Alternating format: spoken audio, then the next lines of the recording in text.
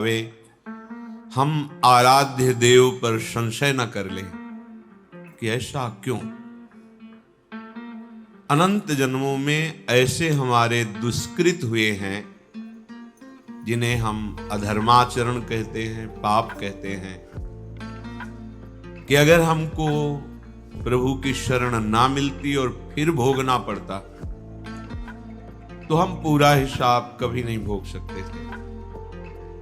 प्रभु की शरण में है तो इसलिए बहुत कम करके हमें विपत्ति, दुख, संकट आदि जो प्राप्त हो रहे हैं उनमें भी कुम्हार की मटकी की तरह ऊपर से पीट रहे हैं पर अंदर से पूरा हाथ का सपोर्ट दिए हुए हैं।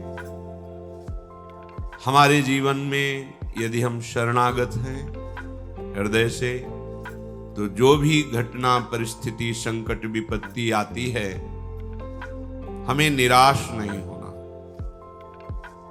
जितनी श्वासें हैं हर कष्ट सहते हुए प्रियाजू के चरणों में समर्पित करना, इसका निश्चित फल होगा प्रियालाल की प्राप्ति।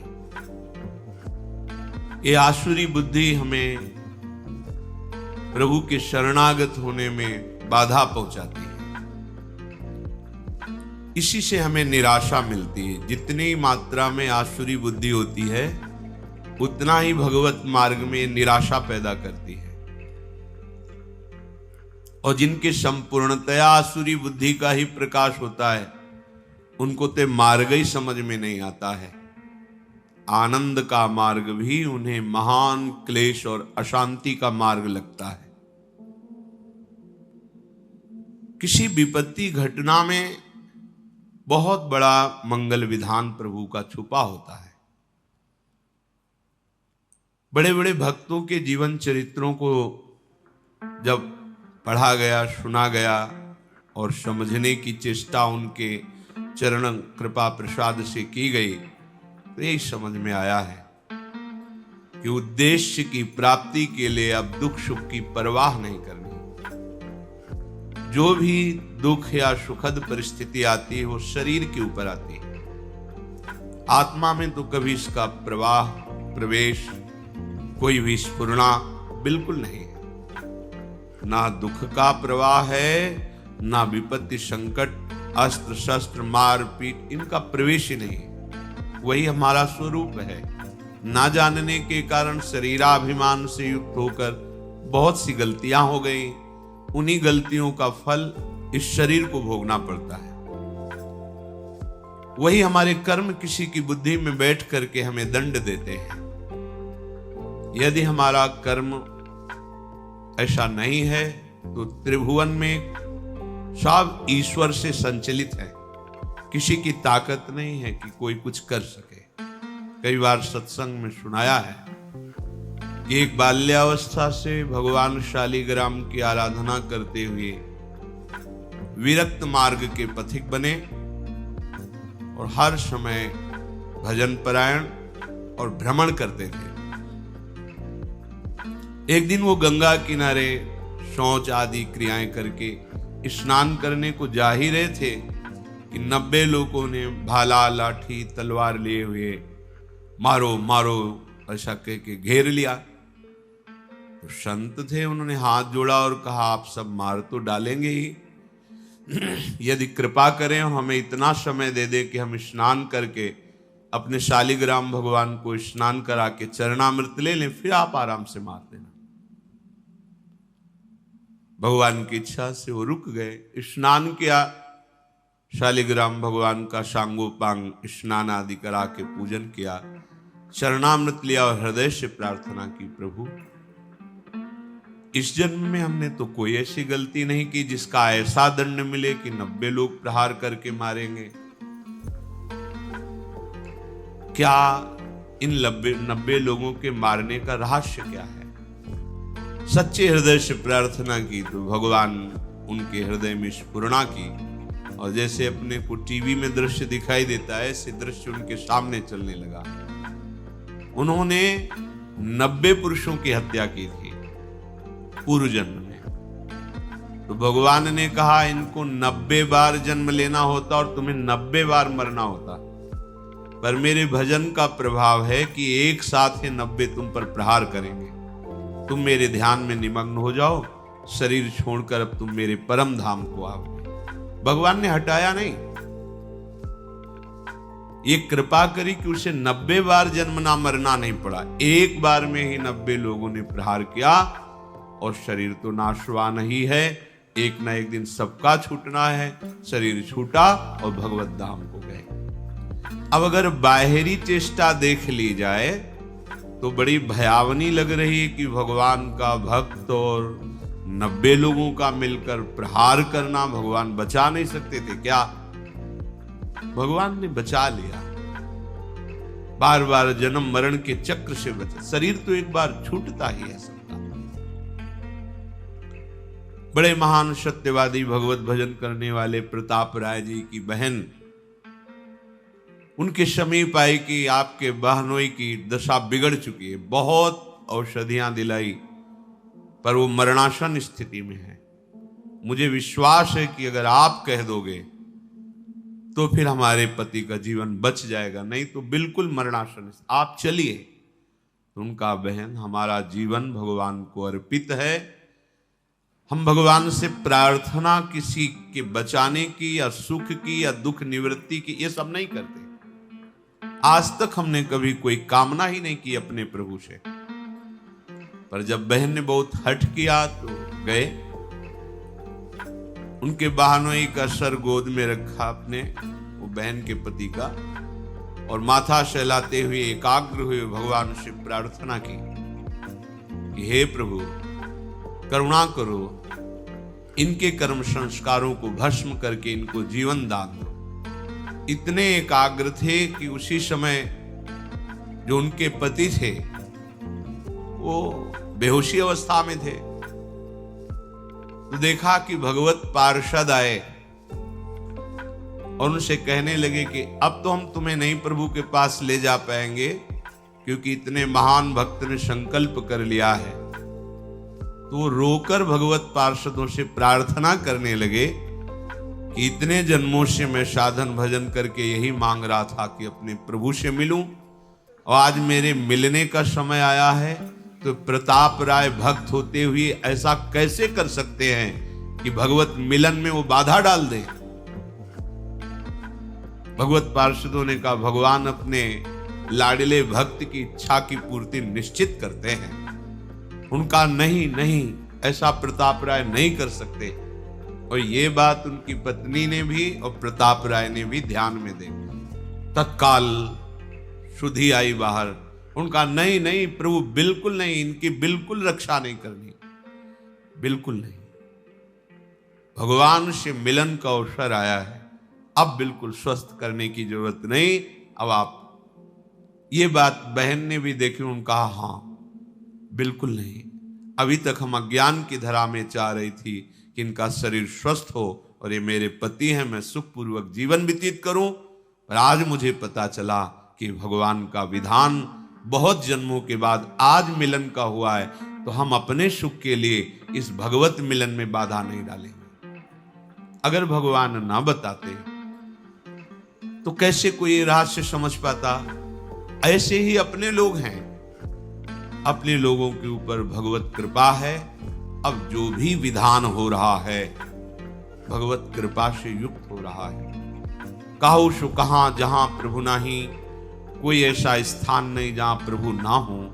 तो उनके होते हुए हमारे को जो शारीरिक दंड, जो वाचिक दंड, मानसिक दंड मिल रहा है, वो मुझे पवित्र करने के लिए मिल रहा है। अगर उस दंड विधान में शरीर भी छूट जाता है तो राधा राधा हमें श्री जी की प्राप्ति होगी। शरीर तो छूटना ही है, आज या कल छूटना ही है। निराशा या भक्ति मार्ग में उत्साहहीनता ये बिल्कुल ठीक नहीं है। कोई संशय प्रवृत्ति आ जाना कि अगर भगवान का भजन करते भगवान होते, तो ऐसा नहीं, बिल्कुल नहीं। बहुत कृपालु भगवान हैं, उनका जितना विधान है वो बड़ा कृपामय होता है। अपने को केवल प्रभु के चरणों में समर्पित करना, शेष बात वो देखेंगे। ऐसा कभी ना सोचे कि भजन करने का फल है कि शरीर निरोग रहे, विपत्ति ना आवे, संकट ना आवे। ऐसा नहीं है। जो हमारे शरीर की रचना जिस कर्म से हुई है उसको वैसा ही भोगना पड़ेगा। भोगने की सामर्थ्य और उससे बेपरवाह होना, ये भजन का फल है। भोगने की सामर्थ्य और उससे बेपरवाह होना, ये भजन का फल है। और शुद्ध भजन का स्वरूप अपने प्रीतम के चिंतन में डूबे रहना है। आज या कल मृत्यु निश्चित है। इन सब बातों को लेकर हृदय में किसी भी तरह का प्रश्नवाचक चिन्ह शरणागति पर खड़ा कर देना, ये परमार्थ के लिए बहुत बड़ी बाधा होगी। भगवत कृपा हर समय हमारे हृदय में उल्लास पैदा करती रहती है। चलो आगे बढ़ो। पीछे हटने की, निराशा करने की कहीं कोई गुंजाइश नहीं। अमंगल नहीं है।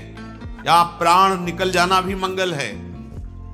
ये तो निकलेंगे ही, आज नहीं तो कल निकलेंगे। दुर्दशा तो होगी इस शरीर की, आज नहीं तो कल होगी। पर दुर्दशा होते होते हम ऐसी दशा को प्राप्त हो जाएं कि भगवत स्मरण न छूटे, प्रभु का चिंतन न छूटे। इस आसुरी बुद्धि का त्याग करें। इदमद्य मया लब्धमिमं प्राप्से मनोरथम, इदमस्ति इदमपि मे भविष्यति पुनर्धनम, असौ मया हतः शत्रुर् हनिश्चे चापरानपि, ईश्वरोहमहं भोगी सिद्धोहम बलवान मुखी, आढ्यो विजनवानस्मि कोन्योस्ति सदृशो मया, यक्षये दास्यामि मोदिष्य इत्यज्ञान विमोहिताः। जो अज्ञान से युक्त हैं, जिनका ज्ञान ढका गया है, वो ऐसा सोचा करते हैं आज ये हमने लाभ प्राप्त कर लिया, कल मैं ऐसा भी लाभ प्राप्त करूंगा, ये कमाया वो कमाऊंगा, इतना धन एकत्रित हो गया, अब इतना और कर लूंगा और परम सुखी हो जाऊंगा। मैं एक शत्रु को परास्त कर दिया, अब उनको भी परास्त करूंगा, मैं शत्रु रहित हो जाऊंगा। मैं ईश्वर हूं, मैं स्वामी हूं, मेरे पास इतना धन है, इतना जन है, मैं इस तरह की जो आसुरी प्रवृत्ति है वो कभी भजन में नहीं लगने देती। धन का आश्रय, जन का आश्रय, विद्याभिमान, शरीराभिमान, मान सम्मान की प्रियता, सब आसुरी बुद्धि है। शरीर न्यौछावर कर दिया आप श्री जी के प्रति, अब जैसा चाहे वैसा करें। बड़े बड़े महापुरुषों के जीवन में बड़ी बड़ी विषम परिस्थितियां आती हैं। उपासक को घबराने की जरूरत नहीं। पूज्य श्री सनातन गोस्वामी जी निरंतर भजन में डूबे हुए महापुरुष, जब पुरी में महाप्रभु के समीप थे तो पूरे शरीर में ऐसे खुजली हुई, घाव हो गए, उनसे मवाद बनने लगा। और महाप्रभु जब देखते सनातन जी को तो हृदय से लगाते, उनके शरीर में वो लग जाता। बहुत क्लेश होता उनका, इससे अच्छा है शरीर छोड़ दे। कई बार महाप्रभु से प्रार्थना की, प्रभु इस अधम के शरीर को मत छोड़। प्रभु ने कहा, सनातन जब तुम्हें हृदय से लगाते हैं तो श्री कृष्ण प्रेम बढ़ता है, इसलिए मैं तो हृदय से लगाऊंगा। और सनातन जी को ये आंतरिक कष्ट होता कि महाप्रभु के निर्मल विग्रह में हमारे शरीर का ये अब शरीर को ही नष्ट कर देता। रथ यात्रा में जगन्नाथ भगवान की जो होती है, विचार किया वहां अपने शरीर को श्री ठाकुर जी के रथ के नीचे दबाकर पूर्ण कर देते। महाप्रभु को उनकी मानसिक भाव का पता चला। महाप्रभु ने कहा, सनातन अभी शरीर तुम्हारा है, इस शरीर के रखने या छोड़ने का भी अधिकार तुमको है। उनका प्रभु ये तो आपको समर्पित, फिर आप ऐसा कैसे सोच सकते हैं? जब आपका अधिकार ही नहीं है, आप शरणागत है, आपने तन मन प्राण समर्पित कर दिए हैं, फिर आपको ऐसा सोचने का अधिकार नहीं। प्रभु बहुत दुख होता है जब आप आलिंगन करते हैं और आपके ऐसे दिव्य कंचन वर्ण शरीर में वो हमारे घावों का हमें बर्दाश्त नहीं होता। दौड़कर महाप्रभु ने हृदय से लगाया, तत्काल दिव्य शरीर वो सब खत्म। बड़े बड़े महापुरुषों को शारीरिक व्याधियां, सामाजिक विपत्तियां ये सब आती है। इसका तारतम्य भजन से नहीं जोड़ना चाहिए कि अगर हम श्री जी के हैं तो ऐसा क्यों हो गया, श्री जी के हैं तो क्या वो ठीक नहीं कर सकती, ये सब हमारा उद्देश्य भगवत प्रेम प्राप्ति है। हमें अपने उद्देश्य पर दृष्टि रखना है। भगवत प्रेम का स्वरूप है प्रतिपल सहज निरंतर अपने आराध्य देव का चिंतन होना और कोई आकांक्षा न रह जाए, किसी भी लोकांतर के भोग की, किसी सुख की कोई आकांक्षा न रह जाए, नहीं रह जाएगी।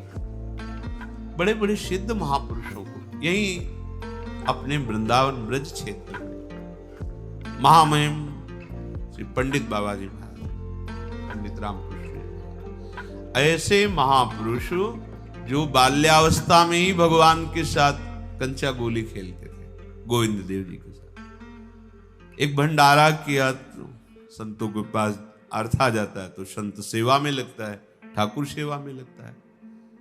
संत सेवा हुई, शाम के कुछ ऐसे जन पधारे जो स्वभाव में आसुरी प्रवृत्ति रखते थे। कहा बाबा खीर पुआ बटा हमको भी खवाओ।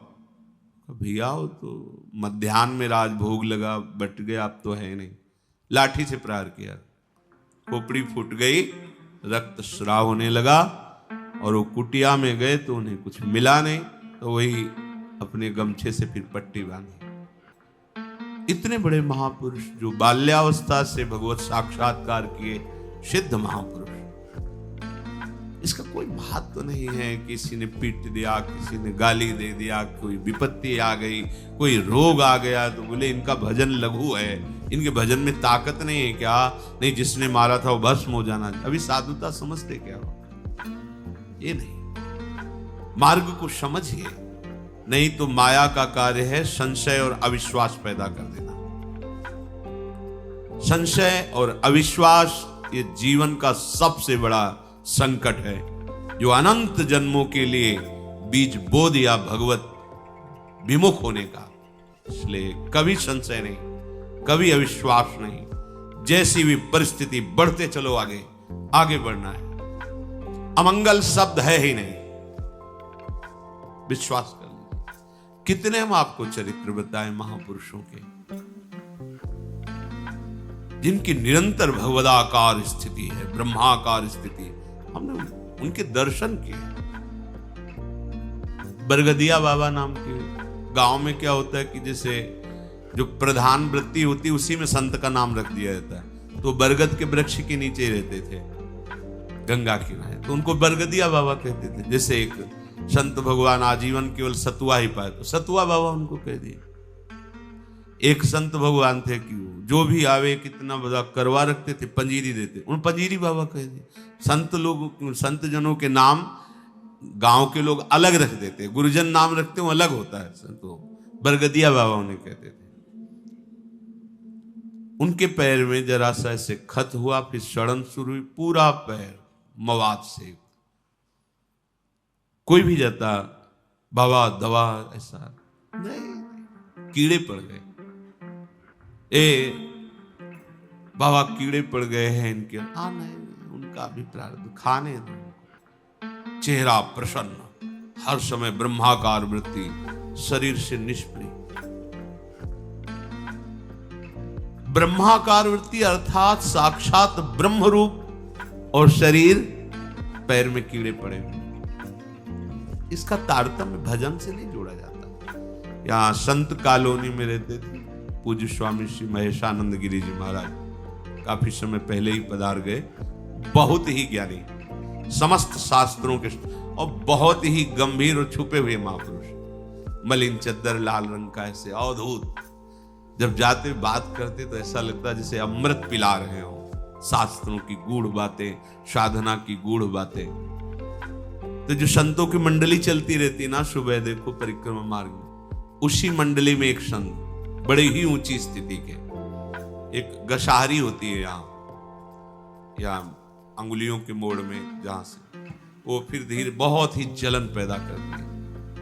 2-3 दिन मंडली में नहीं गए तो स्वामी जी महाराज उनके समीप गए, महेशानंद गिरी जी, और देखा उनका, स्वामी जी रामकृष्ण मिशन, चलो इसका ऑपरेशन। नहीं स्वामी जी 2-4 दिन में ठीक हो जाए।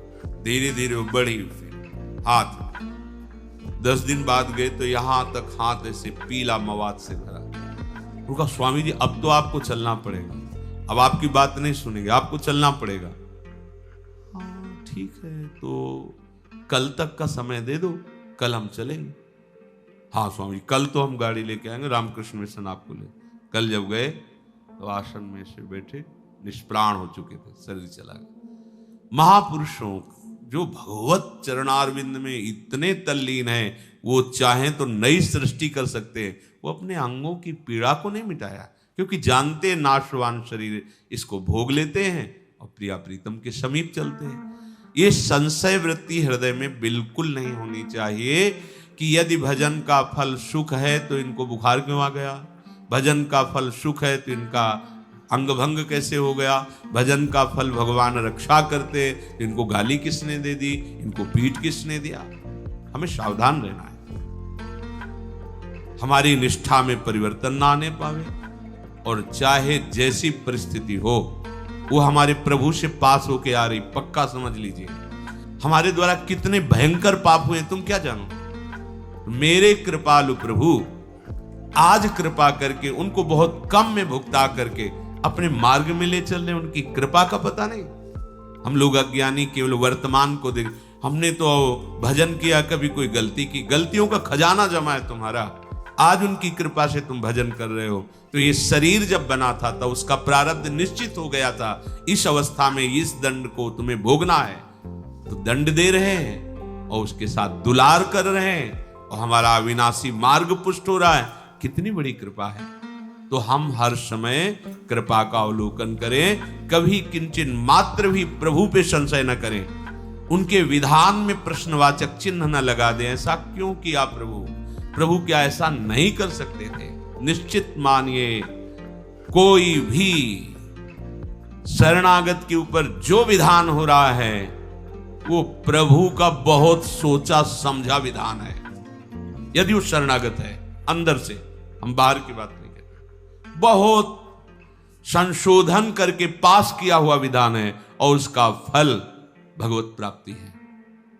इसलिए कभी किसी भी तरह की संशयात्मा वृत्ति हृदय में नहीं होनी चाहिए। पूर्ण विश्वास के साथ ये प्राणों की बाजी लगाकर इस मार्ग में चला जाता है। नारायण अति कठिन है हरि मिलन की बाट, या में पग पीछे धरे प्रथम शीश दे काट। शीश काट का मतलब अब मेरा अस्तित्व नहीं रहा, अब हरि जाने। जैसा अजात पक्षायु मातरम खगा, जैसे छोटा बच्चा पंख नहीं निकला, माँ की बाट जो होता रहता है, ऐसे बस हरि की बाट जोनी, प्रियाजू की बाट जोनी। जैसा वो चाहे वैसा विधान करें। वो ईश्वरों के ईश्वर हैं, हम उनके दास हैं, उनकी शरण में हैं। अब जैसा वो चाहेंगे वो मंगल विधान करेंगे। हमें निरंतर भजन में, अगर हम बेहोश हैं तो हमारी गति नहीं, हम सुसुप्ति में हैं तो हमारी मति नहीं, यदि हमें चेतना है तो हमारी गति मति सिर्फ राधा ही राधा। चाहे अंग अंग काट दिया जाए तो भी राधा ही राधा। हमारी पूर्णता इसी में है। हमको इसको लेकर के नहीं बैठ जाना कि हमारे चोट लग गई, अब भजन नहीं होगा, हमें को ये हो गया, अब कैसे हम विश्वास करें। नहीं, मायाकृत शरीर पंचभूत रचित, ये अपने अपने तत्वों में लीन होगा। पानी पानी में, मिट्टी मिट्टी में, आग आग में, वायु वायु में, आकाश आकाश तत्व में। ये हमारा स्वरूप नहीं है, ये हमारे भजन का फल नहीं है, ये हमारे कर्मों के अनुसार मिला है। अब भजन का फल मिलेगा हमारा सहचरी वपु, जिसमें न काल का प्रवेश है न माया का प्रवेश है, और सदैव प्यारी जू के समीप। हम उसमें घाटा नहीं कर सकते। इस शरीर को नष्ट होना ही है। अगर ये नष्ट होते होते हमें प्रियाजू का सहचरी वपु प्राप्त हो रहा है तो इतना बड़ा लाभ है कि करोड़ों प्राण देने पर भी ये सौदा नहीं होता। प्राण दिए यह प्रेम न पई, प्रेम बपू जो मिल रहा है, इसलिए इस शरीर की जो हो रही गति होने दो। राधा राधा राधा, आगे बढ़ो, ऐसा शरीर मिलेगा जो चिदानंद बपू।